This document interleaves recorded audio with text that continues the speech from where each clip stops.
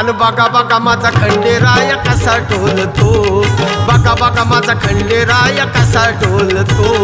दपाडी भंडार मातड मल्हार खंडोबा शंकरा देव घोड्यावर अवतरला. दपाडी भंडार मातड मल्हार खंडोबा शंकरा देव घोड्यावर अवतरला.